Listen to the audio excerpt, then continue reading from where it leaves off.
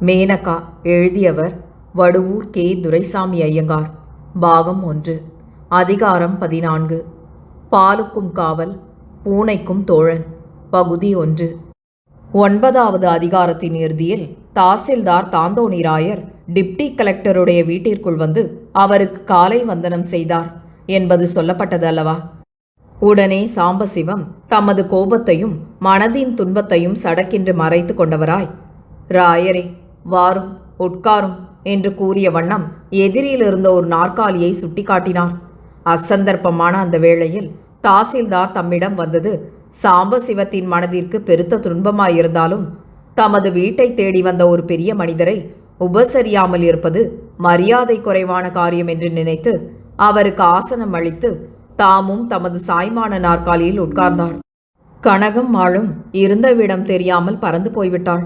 Deputy collector மீது அந்தரங்க அபிமானம் கொண்டவரை போல நடித்து தாண்டவமாடிய தாந்தோணிராயர் நாடகத்தில் சோகரசம் காட்டுவதைப் போல தமது முகத்தில் விசன குறிகளையும் அனுதாப குறிகளையும் வரவழைத்து காண்பித்தவராய் மிகவும் தயங்கி ஒரு நாற்காலியில் உட்கார்ந்தும் உட்காராமல் நின்றும், அதென்ன, துரை முழு மூடனாயிருக்கானே, அவசரமாக பட்டணம் போக வேண்டுமென்று நீங்கள் கடிதம் அனுப்பியதென்ன? ரஜா கொடுக்கப்பட மாட்டாது என்று எழுதி அனுப்பிவிட்டானாமே என்று தள்ளுக்காக ஆரம்பித்தார். சாம்பசிவம் மாறுதலடைந்த முகத்துடன், ஆம், என்றைக்கும் கேட்கும் முன் ரஜா கொடுக்கிற துரை இன்று நல்ல சமயத்தில் இப்படி செய்து விட்டாரே, காரணம் என்ன? நேர் அப்போது அங்கேதானே இருந்தீர் என்றார். அதற்கு தாந்தோணிராயர், இந்த வெள்ளைக்காரர்கள் எல்லாம் குரங்குகள், பேன் எடுத்தாலும் எடுப்பார்கள், காதை அறுத்தாலும் அறுப்பார்கள். நீங்கள் வரவில்லை என்று கோபித்து கொண்டே இருந்தான். உங்களுடைய கடிதத்தை டபேதார் கொண்டு வந்து கொடுத்தான். அது உங்களுடையது என்பது அப்போது எனக்கு தெரியாது. அவன் கோப சிரிப்பு சிரித்து கொண்டு ஏதோ பதில் எழுதி டபேதாரிடம் அனுப்பிய பின் என்னிடம் விஷயத்தை தெரிவித்து தான் ஏதோ பெருத்த ஜெயமடைந்து விட்டதாக பெருமை பாராட்டி கொண்டான். எனக்கு அதை கேட்க நிரம்பவும் வருத்தமாக இருந்தது.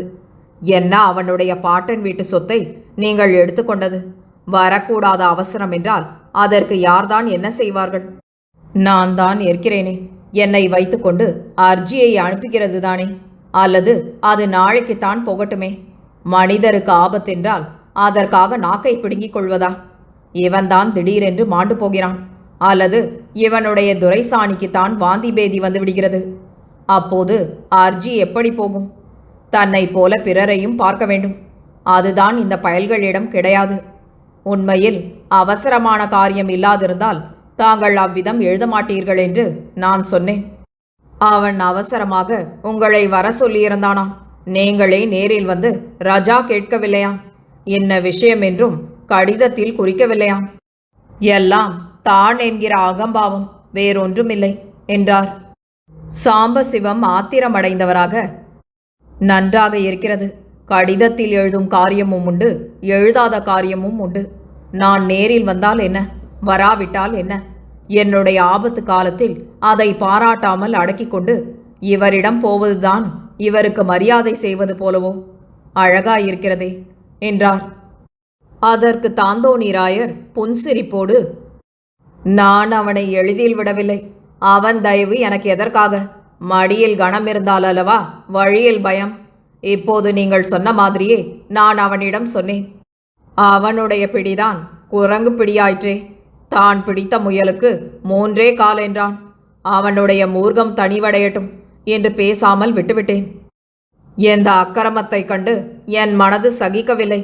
தங்களிடம் வந்து இவ்விடத்திய சந்தர்ப்பத்தை அறிந்து அதற்கு தகுந்தாற்படி நடந்து கொள்ளலாம் என்று இங்கு வந்தேன்.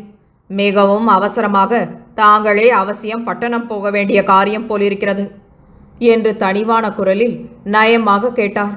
அது என்ன அவசர காரியம் என்று கேட்பதைப் போல் இருந்தது. அதை கேட்ட சாம்பசிவம் உடனே விடை தராமல் தயங்கி யோசனை செய்தார்.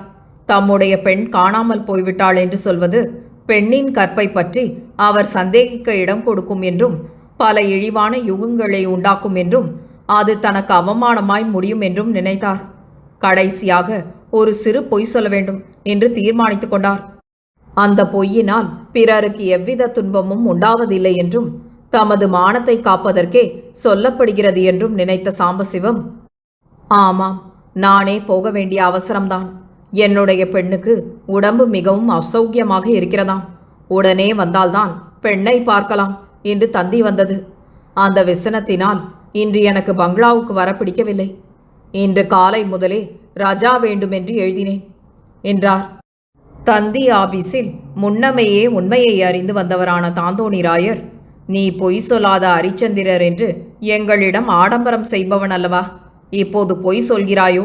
இருக்கட்டும் என்று தமக்குள் நினைத்து கொண்டு மிகவும் விசனத்தோடு, அப்படியா, குழந்தை மேனகாவுக்கா? இப்போது சமீப காலத்தில்தானே இங்கிருந்து புறப்பட்டு போனாள். இங்கிருந்த வரையில் உடம்பில் ஒரு கெடுதலும் இல்லையே, இப்போது திடீரென்று என்ன வந்தது என்றார். சாம்பசிவம் சிறிது தயங்கி, இன்ன வியாதி என்னும் விவரம் எழுதப்படவில்லை. நான் அவசியம் இன்றைக்கு போயே தீர வேண்டும். அவ்வளவு அவசரம். துரை இப்படி மோசம் செய்துவிட்டாரே. இனிமேல் நானே அவரிடம் நேரில் போவதற்கும் என் மனதிற்கு பிடிக்கவில்லை. அவர் ஏதாவது தாறுமாறாய் பேசினால் எனக்கு நிரம்பவும் கோபம் வந்துவிடும். அதனால் வீணில் காரியம் கெட்டுப்போம் என்றார். தாந்தோணிராயர் மிகவும் துயரமடைந்து சாம்பசிவத்திற்கு வந்த துன்பத்தை தன்னுடையதாக மதித்தவராய் வேஷம் போட்டுக்கொண்டு, ஐயோ, என்ன தர்ம சங்கடமாயிருக்கிறதே. துரை இன்றைக்கு செய்தது சுத்த அயோக்கியத்தனம். மனிதருக்கு உயிருக்கு மிஞ்சிய ஆபத்து வேறென்ன இருக்கிறது? நீங்கள் வரவில்லை என்று கோபம் உண்டானால்தான் என்ன? என்ன காரணத்தினால் இவ்வளவு அவசரமாக ரஜா கேட்கப்படுகிறது என்பதை ஆராய்ந்து பார்த்தல்லவா காரியம் செய்ய வேண்டும். சுத்த தடியடிக்காரன் வேலையாக இருக்கிறதே. இந்த முரடன் கையில் ஒரு ஜில்லாவையே ஒப்புவித்து விட்டார்களே. நான் எத்தனையோ கலெக்டர்களை பார்த்திருக்கிறேன். எங்களை போன்ற சின்ன வேலைக்காரர்களிடம் கடுமை காட்டினால் தங்களை போன்ற சம அந்தஸ்துள்ள பெருத்த அதிகாரிகளிடத்தில் நிரம்பவும் மரியாதையாக நடந்து கொள்வது வழக்கமாம். அவர்கள் கண்ணியமான மனத்தை கொண்டவர்கள்.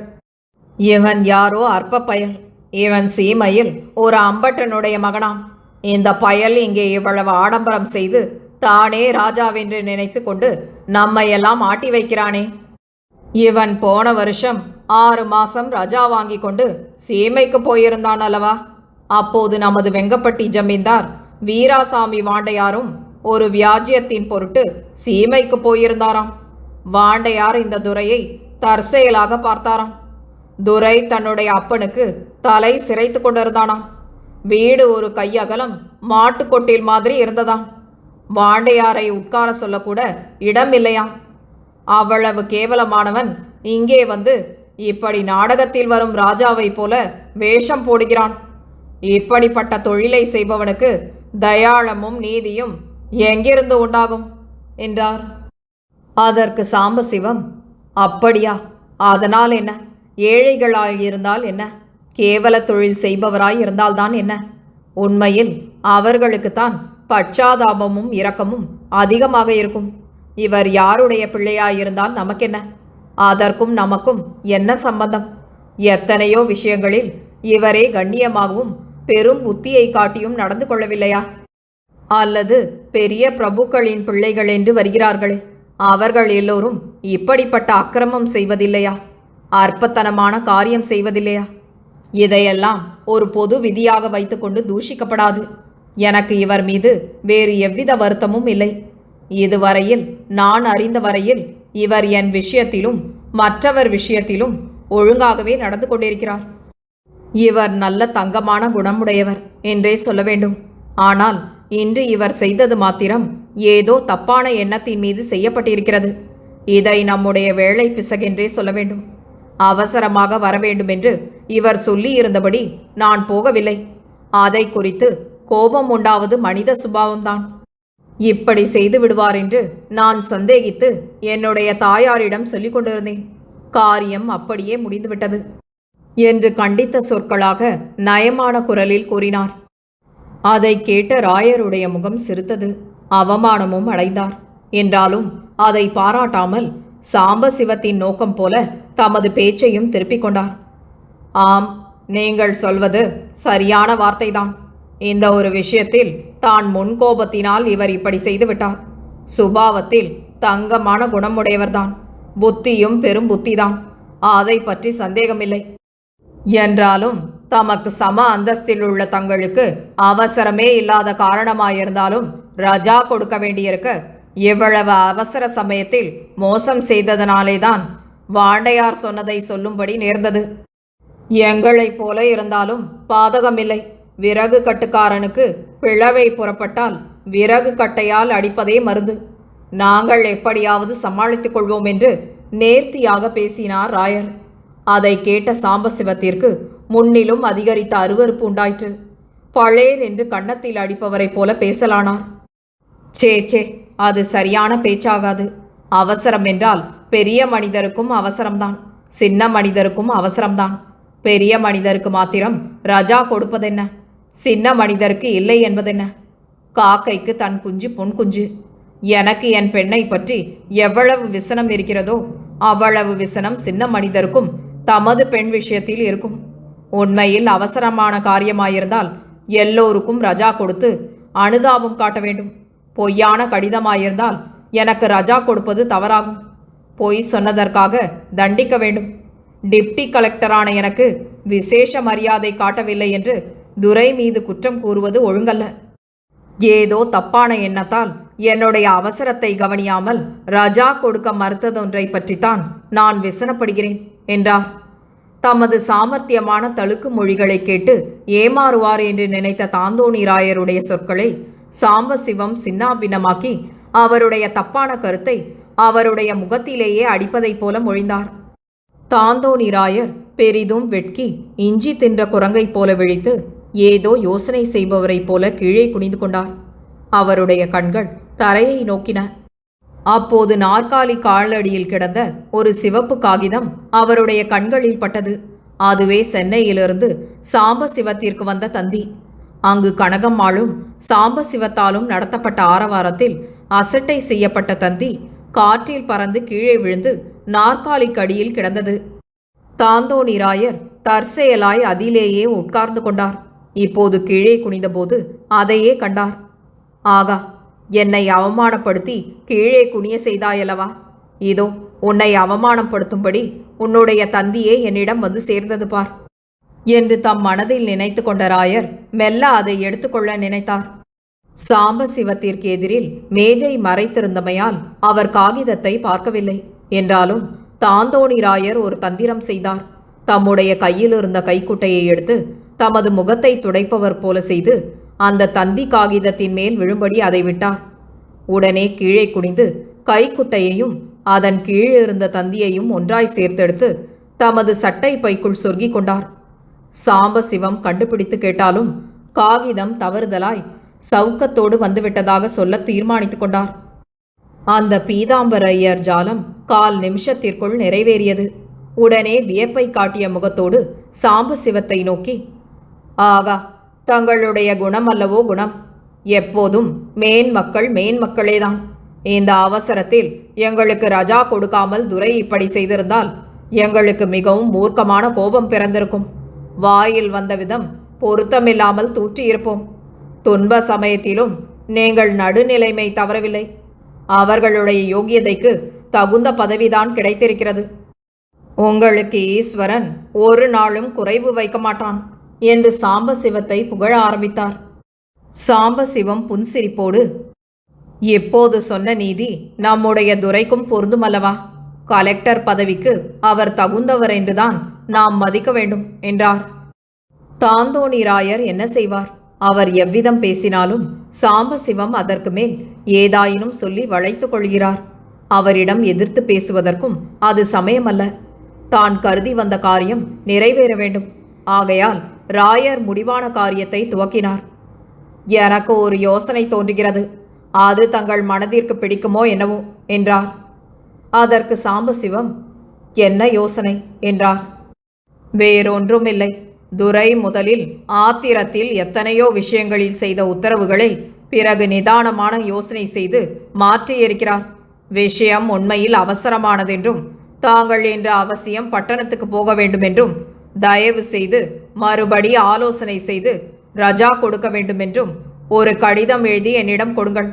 நான் நேரில் போய் உண்மையான விஷயங்களை தெரிவித்து நீங்கள் மிகுந்த மனோசஞ்சலத்தினால் இன்று காலையில் வரவில்லை என்றும் கூறி அவரிடம் ரஜா பெற்றுக்கொண்டு வருகிறேன்.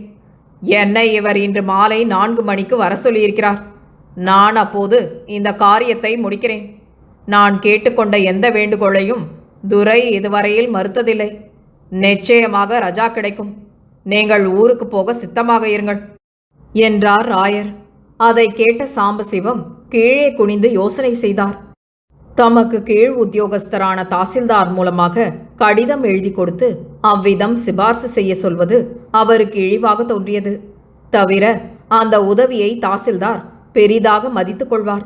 உத்தியோக முறையில் மேல் அதிகாரியான தாம் பிறகு அவரை எவ்விஷயத்திலும் கண்டித்தல் முடியாமல் போகும் என்றும் அதனால் தாம் தமது கடமையில் பிழை செய்ய நேரும் என்றும் நினைத்தார். பெரிய கலெக்டரும் தம்மை பற்றி இழிவான அபிப்பிராயம் கொள்வார் என்று எண்ணினார். அவர் இவ்வாறு சிந்தித்திருக்கையில் உட்புறத்தில் இருந்தபடியே இங்கு நடந்தவற்றை கவனித்திருந்த கனகம்மாள் சாம்பசிவத்தை நோக்கி உள்ளே வரும்படி சைகை செய்தாள். உடனே சாம்பசிவம், அம்மாள் கூப்பிடுகிறாள், என்னவென்று கேட்டுவிட்டு வருகிறேன், கொஞ்சம் இரும் என்று கூறிக்கொண்டே உள்ளே சென்றார். பொங்கி எழுந்த தனது ஆத்திரத்தையும் விசனத்தையும் சொற்களாலும் அபிநயங்களாலும் அதற்கு முன் வெளிப்படுத்தி கொண்டிருந்த கனகாம்பாள் தாசில்தாரை கண்டவுடன் ஒடுங்கி உட்புறத்தில் உட்கார வேண்டியது கட்டாயமாய் போனது. அவள் பெரிதும் துடித்துடித்தவளாக உட்கார்ந்து வெளியில் நடந்த சம்பாஷணையை நன்றாக கவனித்துக் கொண்டிருந்தாள். உள்ளே வந்த சாம்பசிவத்தை நோக்கி, அடே, வேற வழியில்லை.